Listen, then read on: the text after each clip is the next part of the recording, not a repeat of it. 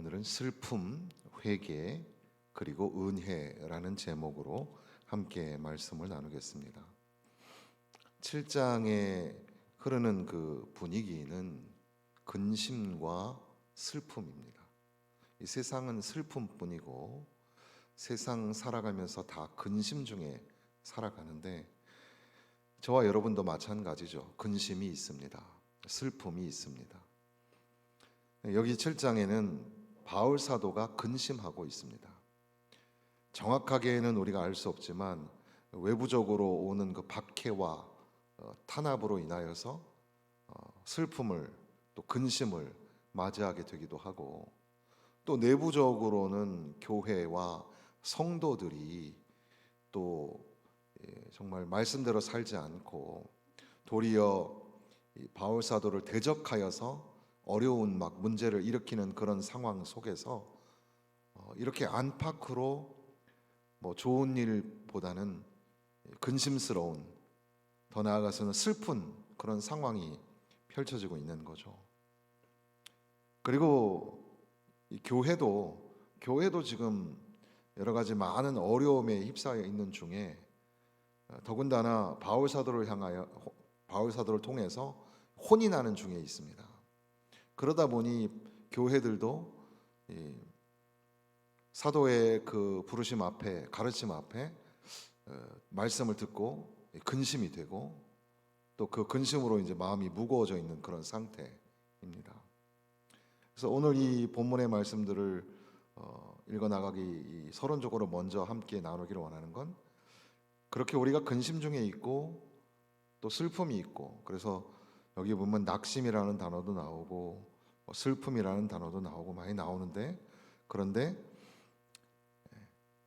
6절 말씀 7장 6절에 보면, 그러나 낙심한 자들을 위로하시는 하나님이 디도가 오므로 우리를 위로하셨으니, 고린도 후서에서는 특히 하나님을 여러 번 묘사하기를 하나님은 위로하시는 분이시다. 하나님은 위로하시는 하나님. 그래서 저와 여러분들이 근심 많은 세상 속에 살지만 하나님이 여러분들을 위로하여 주시기를 바랍니다.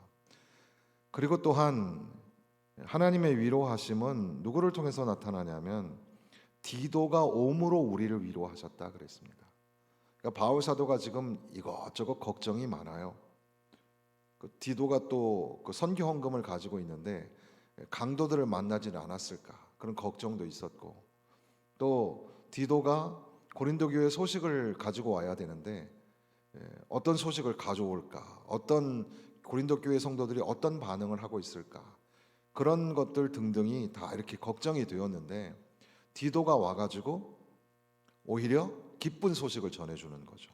그러니까 디도를 통해서 위로를 받게 되었다라는 겁니다.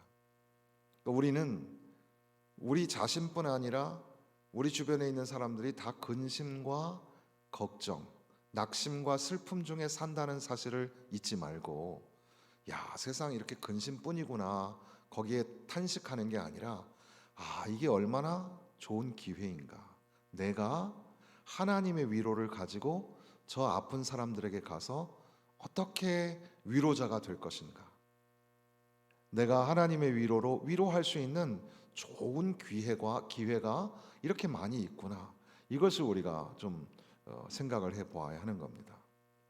그러니까 간단하게 말하면 우리가 하나님의 위로자가 되어서 사람들을 위로하는 자리에까지 나아가야 한다는 겁니다. 그래서 우리는 다 위로가 충만하기를, 하나님이 내리시는 위로를 많이 받으시기를 바랍니다. 사람들이 위로하는 게 위로가 안 될지는 몰라도 그저 하여튼 하나님이 어떤 방도로든지 여러분들을 위로하셔서 여러분 아픈 마음을 쓸어 주시고, 또 걱정하는 그 눈에 그 슬픔의 눈물을 닦아 주시고, 그렇게 하나님이 위로해 주시기를 바라고, 또한 동시에 이 디도가 바울에게 옴으로 인하여서 그로 인하여 이제 위로자가 되었어요. 그리고 결국은 이제 이 얘기 끝에 우리가 알게 되는 것은 바울의 그 혹독한 가르침이 그들로 하여금 회개하게 하여서 그들에게도 그것이 위로가 되고 은혜가 되었다라는 거죠. 결국 피차에 우리는 모두 위로자라는 사명이 있다는 사실입니다. 그러니까 이거는 무슨 상담하는 사람이나 어떤 그 전문직에 있는 사람들만 하는 게 아니라 우리 모두는 다 서로에게 위로자가 되도록 부르심을 받았다. 그래서 여러분들이 만나는 분들에게 여러분들이 하나님의 위로자가 되시기를 주님의 이름으로 축원합니다. 바울 사도가 근심하는 내용, 그것은 고린도 교회가 문제가 생겼습니다. 그래서 문제가 생긴 교회를 향하여 바울 사도가 이렇게 말씀을 전하였는데, 사실 8절에 보니까 그러므로 내가 편지로 너희를 근심하게 한 것을 후회하였으나 그랬어요. 고린도 전서와 고린도 후서 말고도 최소한 2개 이상의 편지가 더 있었던 것 같은데, 고린도 교회를 향하여 간 편지가. 그런데 거기에 아주 그냥 엄한 가르침을 한 것 같아요. 그래서 막 심하게 가르치는 말을 해서 편지를 쓰고 난 바울이 내가 너무 심하게 말했나? 이렇게 생각이 드는 겁니다. 그 말을 듣고 오히려 성도들이 상처를 받을까 걱정을 한 거죠. 그런데 하나님의 말씀을 제대로 가르치기 위해서 그렇게 말씀을 전하게 된 겁니다. 목회자의 딜레마가 그거예요.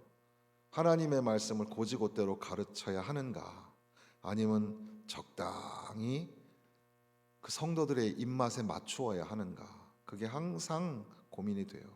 왜냐하면 성도들이 무기처럼 들고 있는 게 뭐냐면, 목사님 나 굉장히 약해요, 나 잘못 건드리면 나 삐진답니다, 이런 게 있어요.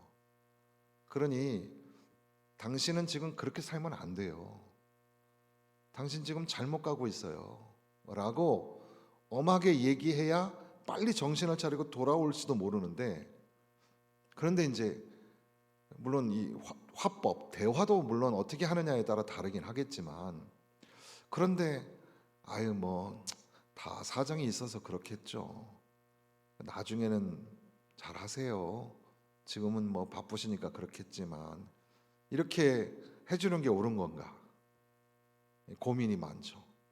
아무튼 바울 사도가 엄하게 고린도 교회를 향하여 편지를 보낸 것 같습니다. 그 편지를 받고 이제 고린도 교회 성도들이 어떻게 반응할까, 그게 이제 걱정이 된 겁니다. 바울의 걱정. 그리고 학자들은 그것을 연구하는 중에 그 교회가 아마 여러 가지 많은 그 죄를 짓고 있는 걸 발견한 거예요. 그리고 그것으로 인하여서 어떤 사람이 피해를 입고 있는, 상처를 받고 있는 사람들이 있는지도 몰라요. 근데 그게 아마도 바울 사도가 핍박을 당하는 당사자였을지도 모른다. 그러니까 바울 사도가 고린도 교회 성도들에게 어떤 몇몇 성도들을 통해서 핍박을 당하고 있는 거예요. 그런데 바울 사도가 그들에게 그래서 고린도 교회가 막 분쟁이 일어나고 할 때에 고린도 교회를 향하여 편지를 보낸 겁니다. 그런데 그 내용이 도대체 어떤 내용이었을까? 간단하게 말하면 고린도 교회 성도들을 향하여, 그러나 죄인들이 있다 할지라도 그 죄인들을 막 멸하려고 하지 말고 죄인들을 사랑해라. 예수가 우리에게 주신 것은 죄인들을 사랑하라 하신 것이다. 설령 우리가 그로 인하여서 너무 고통을 당할지라도 그 원수 같은 죄인을 용서하고 사랑해 주어라. 그렇지 아니하면 너희는 하나님을 모르는 자다. 막 그렇게 좀 엄중하게 얘기한 것이 아닐까. 학자들은 보통 그렇게 얘기를 하거든요. 그러니까 이제 이 말씀을 들은 교회는 근심을 하는 거죠.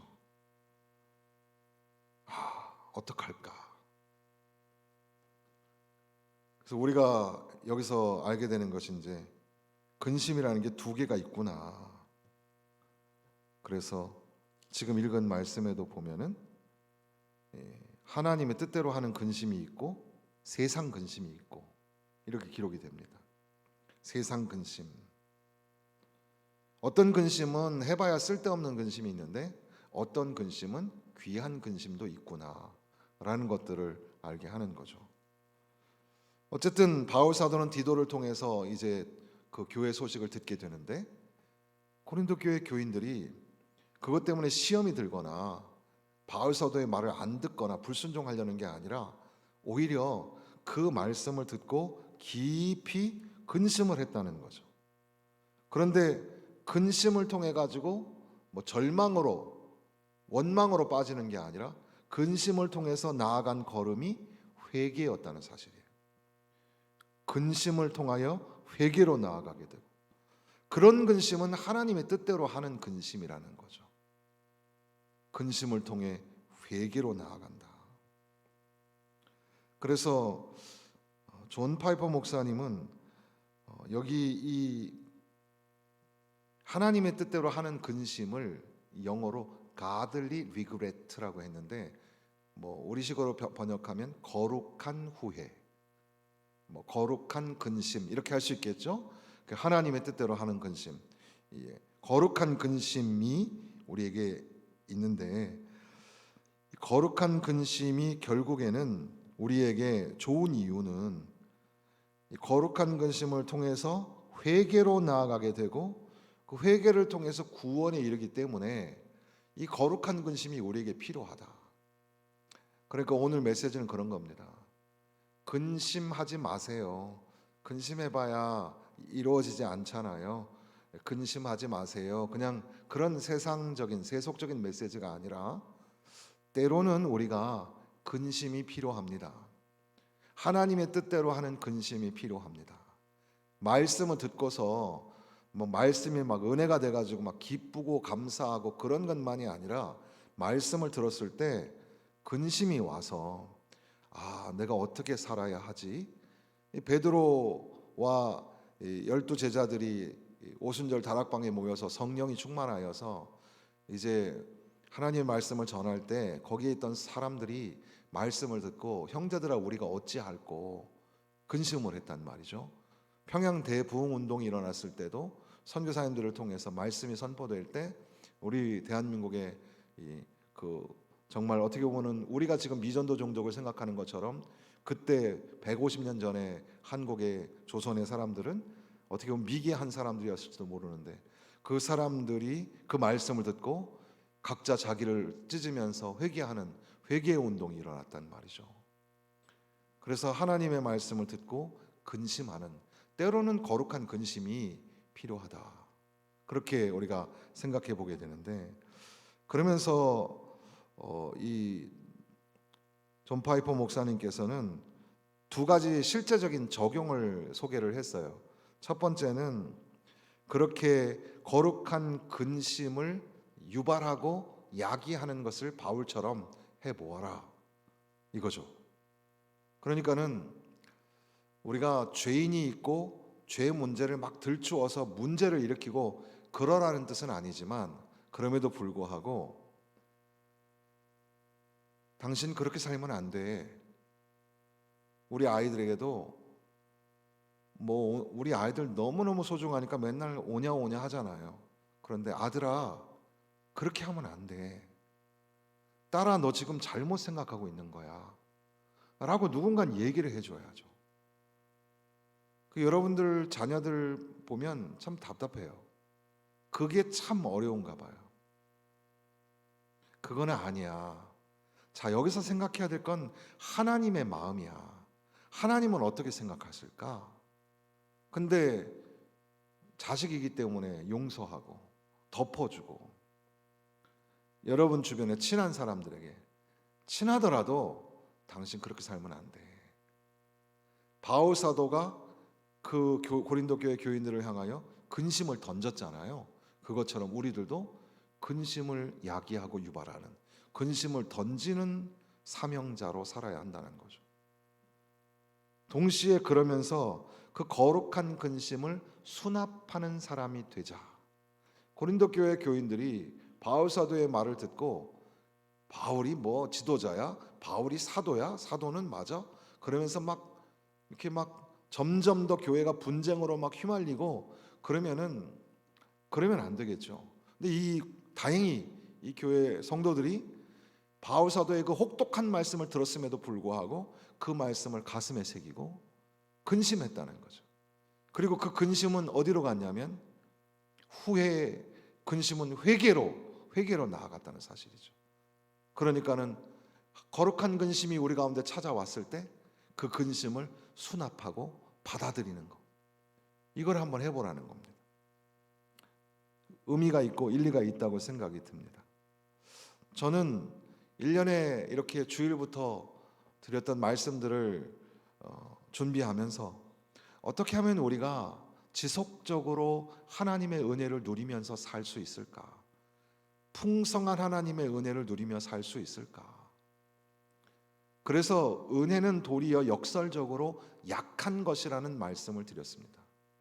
그리고 어려움 중에도 환난 중에도 상황을 바꾸시는 하나님, 그 하나님과 함께 살면서 하나님을 여전히 의지하면서 우리는 지속적인 은혜를 누릴 수 있다는 그런 말씀들이 성경에 온통 기록되어 있고 그것의 한 예를 함께 나누었습니다.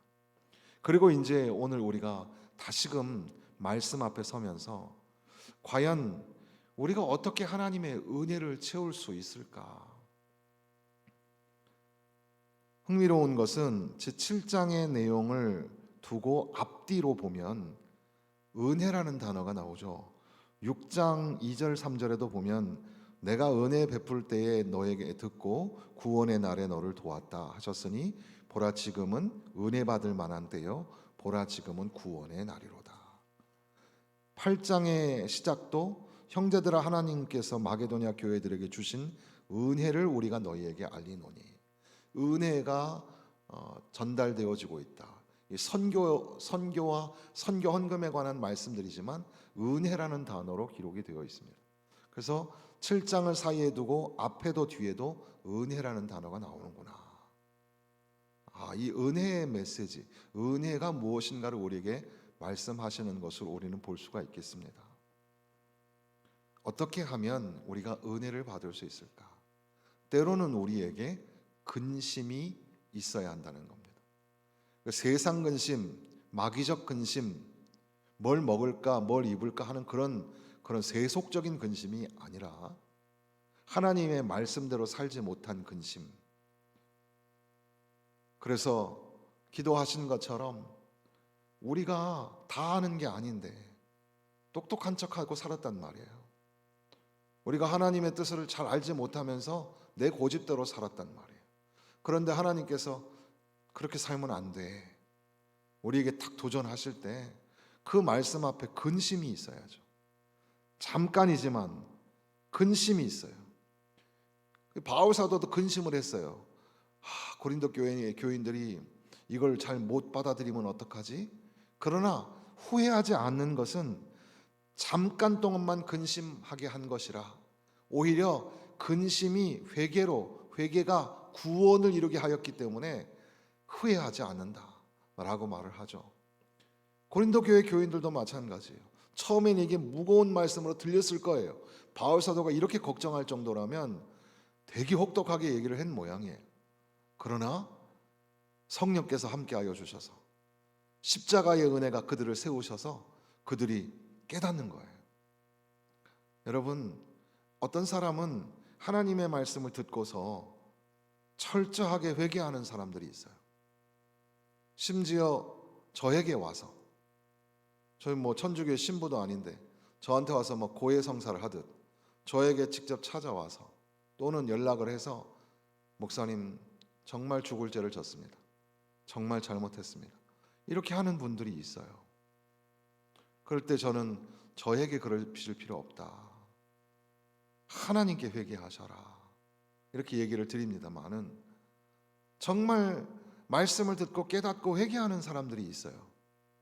물론 완악하고 교만하여서 그 회개로 들어가지 못하는 사람들도 있습니다. 그게 이제 오늘 말씀의 결론이 되겠는데, 어쨌든 회개하고 근심이 변하여 회개로 나아갈 수 있는 그것이 어떻게 보면 믿음이고 용기라고 할 수 있겠습니다. 회개를 통과하지 않으면 구원의 은혜를 맛볼 수 없는, 이 하나님의 섭리를 이 말씀 속에서 우리가 찾아보게 되는 거죠. 하나님의 뜻대로 하는 근심은 그러니까 후회할 것이 없는 구원에 이르게 하는 회개를 이루는 것이라. 회개를 통해서 구원으로 나아가게 하는 게 거룩한 근심이다. 이렇게 말씀하시는 겁니다. 그러니까 그저 하나님의 말씀을 한쪽 귀로 듣고 흘려보내는 게 아니라 하나님의 말씀을 가슴에 새기고, 그게 때로는 강력한 충격파로 오든지 때로는 잔잔한 시냇가 그 졸졸 흐르는 소리로 들렸을지라도 그것이 하나님의 말씀인 줄로 믿고 여러분 가슴판에서, 마음판에서 근심해야죠. 하나님, 내가 이렇게 살면 안 되는데. 하나님, 우리 가정이, 우리 자식들이 이렇게 살면 안 되는데. 하나님, 용서하여 주옵소서. 어떻게 하면 됩니까? 어떻게 하면 됩니까? 그리고 하나님 앞에 회개하고 나가는 거죠.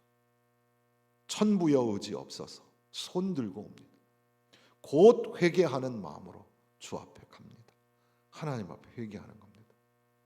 그걸 통해서 하나님의 도우심과 하나님의 함께 하심을 만나고 하나님의 베풀어 주시고 하나님이 해결하여 주시는 역사를 만날 때, 그때에 비로소 그 가정이, 그 교회가 회복되고 다시금 부흥하게 되는 거죠. 교회가, 오늘날 현대교회가 깨지고 무너지는 이유는 뭐냐 하면 자기들의 주장이 더 이상 뒤로 후퇴하지 않고 계속 앞으로만 전진하기 때문에, 하나님의 마음, 하나님은 뭘 원하실까? 그리고 하나님이 우리를 향하여 양보해라, 용서해라 라고 말씀하시는데도 불구하고 안 된다는 거예요. 그렇게 할 수 없다는 거죠. 하나님께서 엄중하게 하시는 말씀 앞에 근심하면서 자기 자신을 돌아보고 우리가 할 건 뭐밖에 없어요? 회개밖에는 할 게 없어요. 하나님 용서해 주세요. 하나님, 이 교회가 이렇게 깨지게 되었으니 하나님 용서해 주세요. 하나님 앞에 회개하고 나아가면 그 교회는 다시 회복되고 다시 살아나고 다시 부흥하게 되는 거죠. 회개하면 구원에 이르는, 결국 그래서 바울 사도는 자기 자신을 내어서 본보기로 삼으면서 지금이 바로 딱 은혜 받을 만한 때다. 그리고 은혜는 지금 마게도냐 여러 지방으로 은혜가 전파되어지고 있다. 사실은 은혜를 받기에는 참 죽은 자 같고 징계를 받는 자 같고 죽임을 당하는 자 같고 가난한 자 되어서 이렇게 어렵게 살고 있다는 말씀이 6장 7장에 쭉 나오거든요. 그런 가운데도 근심하지만 근심을 통하여 기쁨으로 나아가는, 근심을 통하여 회개와 구원에 이르는 그런 과정을 통하여 하나님의 은혜를 우리가 누릴 수 있게 된다. 이렇게 말씀하시는 겁니다. 그래서 저는 오늘 이 말씀을 읽고 여러분들에게 이렇게 결론적으로 메시지를 전하는 것은, 여러분 은혜를 풍성하게 누리시기를 바라고 은혜를 지속적으로 누리시기를 바랍니다. 그런데 이렇게 풍성한 은혜를 누리기 위해서 우리가 반드시 거쳐야 할 것이 거룩한 근심입니다. 그리고 그 거룩한 근심의 첫 발자국은 회개입니다. 여러분, 거룩한 근심이 은혜로 나아가는 길이 되며 거룩한 근심, 그것이 하나님의 구원에 이르게 하는데, 그 거룩한 근심을 통하여 하나님 앞에 철저히 회개하면 부끄러워지고 내 자존심 다 깨지는 것 같아도 그게 아니라 거기서 폭포수같이 흘러넘치는 하나님의 은혜를 만나게 됩니다. 넘치도록 부으시는 하나님의 은혜. 나는 기뻐요. 정말 기뻐요. 주님 사랑, 주님 은혜, 주님의 복 주심 그 안에서 내가 기뻐하며 살 수 있게 된다고 바울 사도가 고백하는 것처럼 우리도 그렇게 살 수 있게 될 겁니다. 사랑하는 성도 여러분, 하나님의 말씀 붙잡고 거룩한 근심 그리고 회개에 이르는 눈물의 기도가 여러분 삶에 점철되어서 그로 인하여서 하나님의 은혜가 넘치시기를 주님의 이름으로 축원합니다.